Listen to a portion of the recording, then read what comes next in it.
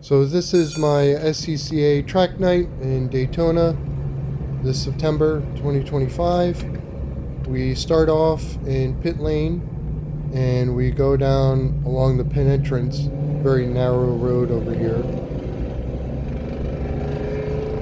First lap is a yellow lap, or yellow flag lap, so there's no passing allowed. It's every session you go out, or I went out in this experience, it was under a yellow flag on that first lap, so this way everybody warms up the tires, warms up the brakes.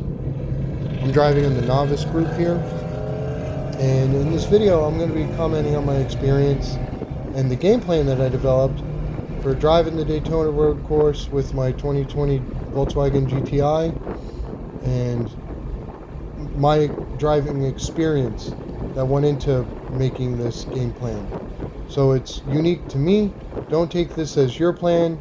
This isn't instructions. This video is more of a documentary where I'm just commenting and reflecting on what I did and why I did the things that I did. So we're going in here now at the tail end of that warm-up lap, coming into lap 1. And on lap 2 is when I'll talk about my game plan coming into this, how I was anticipating I was going to be taking the corners and things of that nature and driving the course. But that all kind of didn't go according to plan. I'm in my third session here. What happens is there's 4 sessions. The first session is for the novice group, a paced series of laps around the track. So it's kind of like follow the leader. It's as if like a safety car, pace car is out there. There's no passing allowed. The speeds that you're achieving are tame for the track, but still enough to give you an idea of what's capable out there, at least initially, as a great starting point. I just passed that javelin there. Note that in this experience, it's not a race, so I can't just willingly pass anybody. They have to signal either with their hand or with the blinkers that I could go around them, and they either point or signal to the side that I could pass them on. So coming up here, again, this is the start of the first lap, and I'm in the novice group, and everybody out here is a novice. The vast majority of us have not driven this track before. I have previous autocross experience, and I've done a track event on another racetrack. I think it's My World of Sports. It was a Disney-related track, a little over a mile long. They closed it down after some period of time. I think it's opened back up. But here I am on Daytona. My Volkswagen is completely stock, I mean, with the exception of a drop-in air filter, and I'm driving on Michelin Pilot Sport all-season tires. I've got a lot of trust and experience with, well, relative experience. For me, my driving experience has been with these tires. I had this on my previous car, I have this on my current car. I've driven these tires in the rain, in autocross, and been confident with them. Driving here on track day, I was very satisfied with them. I tell all my friends and family when they're shopping for tires, if they're somewhat of an enthusiast, these are great tires to get. Alright, so here I'm gonna go as we come into the first lap up on the start finish line. The person will be waving green. I'm going to talk about my driving plan. Ideally, that marker 1 that we just passed, that's 100 feet out from this turn, I wanted to brake and get the car down into 3rd gear and 50-ish miles per hour. I turn into this turn 1. Once my nose reaches the end of the guardrail, points past the end of the guardrail, which it just did there, hard on the gas. Through turn 2, it's something of a chicane, try to drive it through the middle. I come up here to turn 3, I brake at the 100-foot mark, which just passed on the right, get down into 3rd gear, 40-ish miles per hour, cutting close.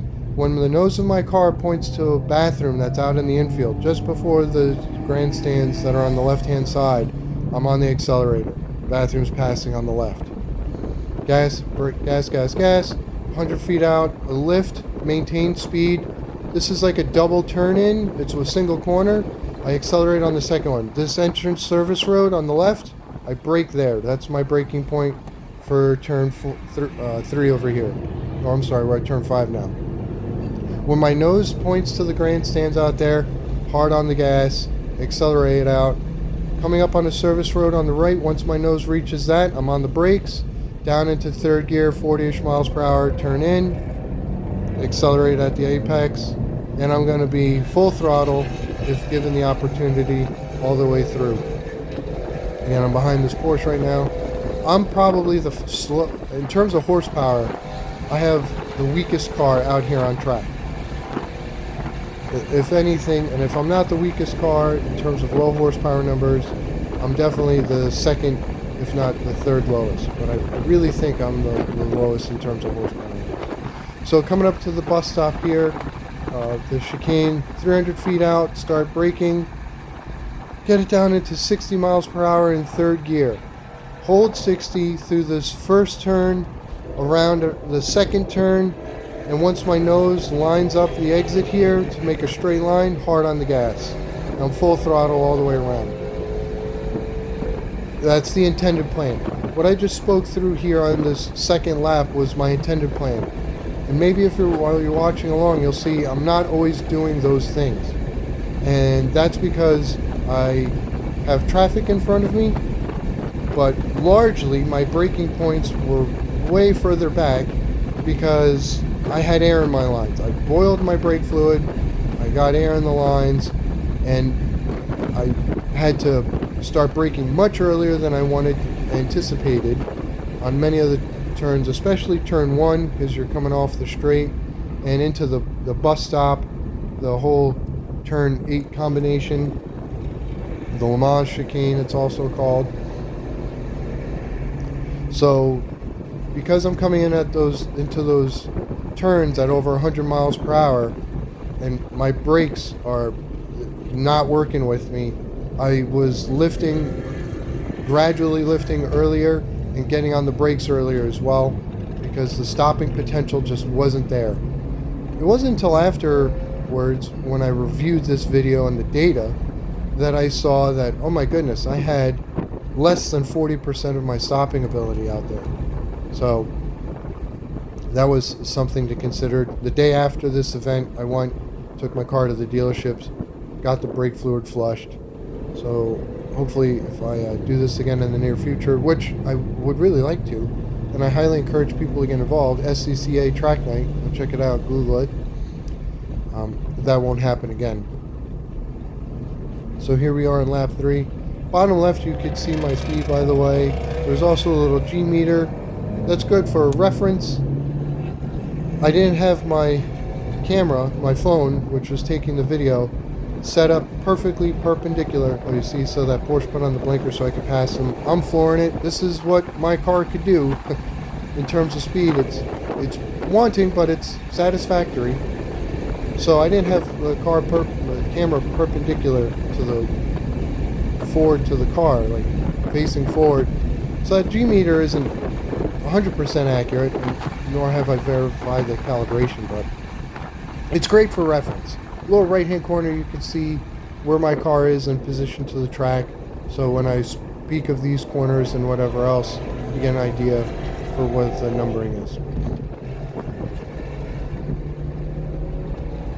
Coming up on these banks, let me tell you, it's an experience because I don't know the banking angle. It's just steep, and so you're really conflicted because if you want to fall, so to speak, your body wants to fall into the corner towards the yellow lines, but yet you're accelerating, and so the car also has, it feels like, or you worry that it has a want to slide out, because I'm driving, my car tends to understeer a little bit, so I know that if I'm hard into a corner, it's going to want to slide out to the outside of the corner. So on that bank back there, I'm conflicted. My body's telling me I could fall into the inside of the corner. I'm worried about the car going to the outside of the corner, and all the meanwhile, I'm supposed to accelerate. So it took me a lot of laps to get it up past 100 and 110 before I started pushing to try to get it to 130, which is what I thought was the speed that I could get there, but wasn't happening so much. There's a lot of shake on the camera, by the way, in part because I've got the windows down. They ask you have to drive with your windows down for safety reasons, so they can get to you easier and faster in the event of an emergency. And even though I've got a double suction cup mount for the phone, it was still flopping around a little bit. And the position of where the phone is right now is over on just below where the passenger visor would sit. It's not the optimum angle or viewing position, but I prioritized my ability to view the track over how well the camera footage was going to look. So actually over to the left third of the screen is where the center of my car is, because again the camera is positioned over to the passenger side. So here we are, coming around and out on turn 7. Let the Corvette pass. Yeah, all the Corvettes, they absolutely pass. And anybody who comes up on my rear and is clearly driving faster, absolutely, or even remotely driving faster, I let them pass. It's not about ego out here. I let a whole bunch of cars pass during my first session. We were all very kind and respectful out there. That's what it's all about, is giving people the opportunity to learn about their car.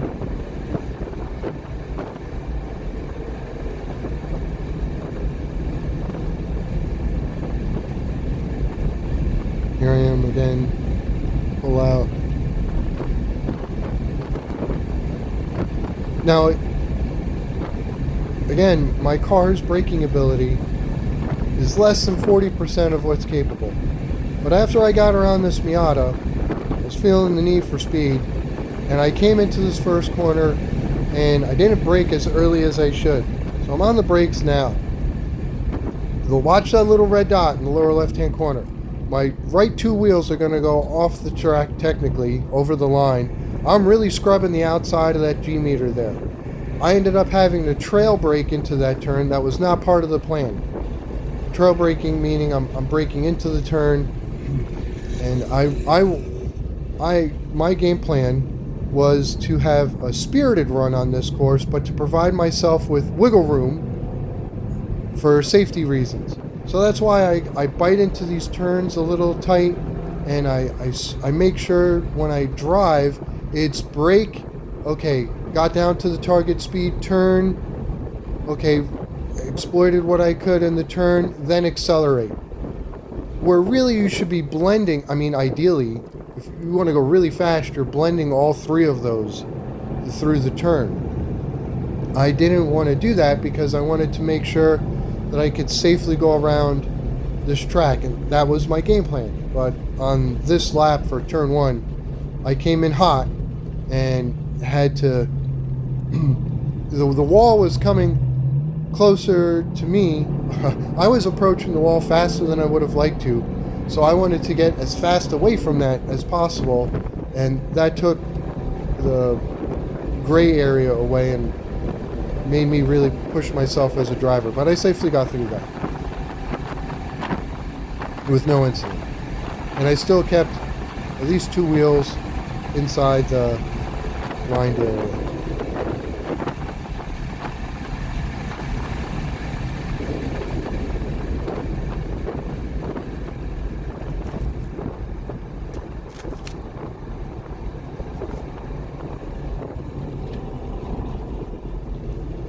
On these older cars, like this Daytona up here, it's really challenging to drive those cars because they don't have modern technologies like ABS. And so safely getting that car to a stop is a real challenge without locking up the wheels. And even though Okay, he's pointing for me to pass him as well, this Lexus. So off I go. And even though I had some air in my lines, the ABS was still working. Although the experience was interesting to say the least. It was like I was stepping into a pile of metal chains that were rattling my foot. And the ABS, it's going to pulse the brakes in order to keep the wheel rolling while trying to get you to stop as efficiently as possible. But it was conflicted because my foot still was sinking into the floor as it was pulsating. I didn't have a hard pedal that I was stepping into that was punching back to me. And my goal here on a lot of these hairpinish turns, 40-ish miles per hour, third gear. So I hit the speed and gear targets. It was the braking distances though that really had to be extended in order to get into those target speeds.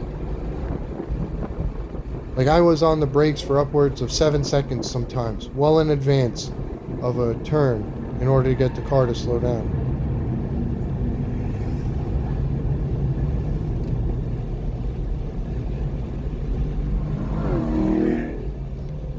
Yeah, Corvette coming up over there. Now, I'm coming slow into this turn, and I actually go off plan and decide we're going to drop this down in a second because I'm in 30 miles per hour. I got a Corvette and a Camaro in front of me. We're going to boogie out of this turn, I anticipate. And so, yeah, he goes on it. Camaro goes on it. Camaro tells Corvette to pass. He goes. When you let them pass, you're supposed to get off the gas, by the way. Which the vast majority of the time, in my experience, when I got behind people, they did that for me, and I certainly did that for everybody else. So here we are. I've got to keep a safe distance here. I don't know when the car in front of me is going to brake, so I'm not going all out, because I need to make sure that I could slow this car down. Again, appreciating the fact that my brakes aren't performing as up to the level that they should. I was very proud of my performance out on the track because with potentially the slowest car out there on the field, I was really able to close distances on the corners. Again, I like to bite. I found that I like to bite the inside of these high-speed banks because I felt comfortable there. That if the car started to slide, I had the whole width of the track to go out. So I'm about a foot or two away from those yellows. You don't want to go over the yellows. So this is actually going to be the fastest lap that I drove.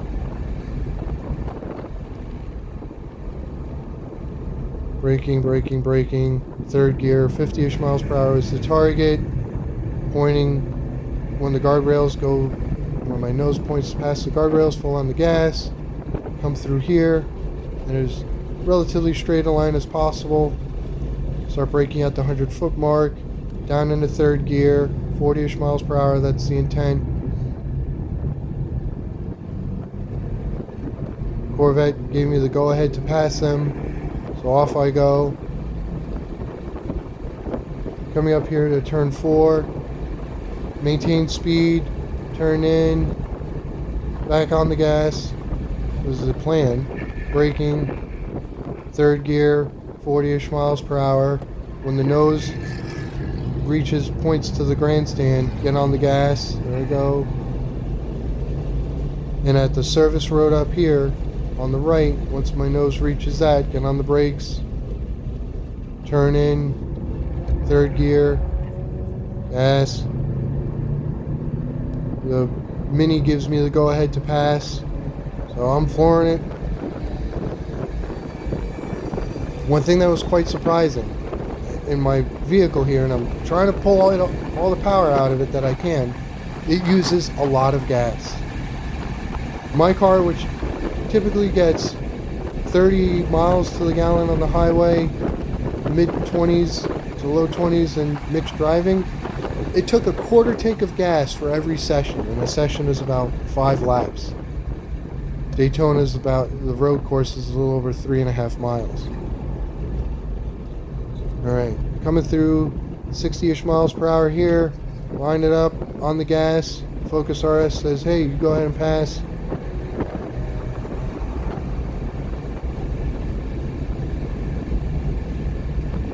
I come over, I've got a Porsche behind me that I passed earlier. I let them pass because I know my brakes aren't working as well as they should. They clearly had some speed, and I know that this Porsche is definitely faster than me on the straights, so I didn't want to ruin their experience in turn one when it comes up, so I let them pass. Checkered flag is waving. That means this is our last lap. We need to take advantage of the cool down opportunity here. But I still come into turn one a little hot, so we could see I'm rounding out, transitioning from the noon position to 3 o'clock along the G meter there. It wasn't desired because, again, I wanted to get down to speed and then turn in. Now, how did I go about developing my game plan here? I have a Logitech steering wheel, pedals, shifter on a little rig, and I drove a lot on Gran Turismo 7 because it has my car, the Mark 7 GTI, and it has the Daytona road course. I did more than 60 laps there. So I had a really good familiarity with the track layout and developing a starting point for what my targets were in terms of braking and speed and gear through the different turns. But these were all just a rough foundation on what to experience out there. When you get out there, again, for the novice group, that first pace lap, that really gave me an idea on how well my game plan was going to suit with what the real world conditions were going to present. So some things worked out, other things didn't. And especially for the fact that my brakes didn't perform as far as I wanted to. So the game plan was only a starting point. It wasn't the end all be all. The car told me what I could do that day, and so I needed to adjust according to what the car was capable of, not what my preconceived notions were. In terms of my goals, I met and actually exceeded them. I had the 40-ish mile per hour target for those hairpins, and I wanted to hit 60 miles per hour to maintain through the bus stop, and I did really great there. I had a really good time out there. Again, SCCA Track Night, they do this all over the country. In the novice group, our coach was Brian. After every session, there was a debriefing, Q&A, and feedback to the group. The group was great. He was great. The experience was great. I thank Daytona for letting us go out and do these types of things, collaborating with SCCA. If you like the video, please hit like. If you got comments or feedback, leave that down below. Thank you for watching.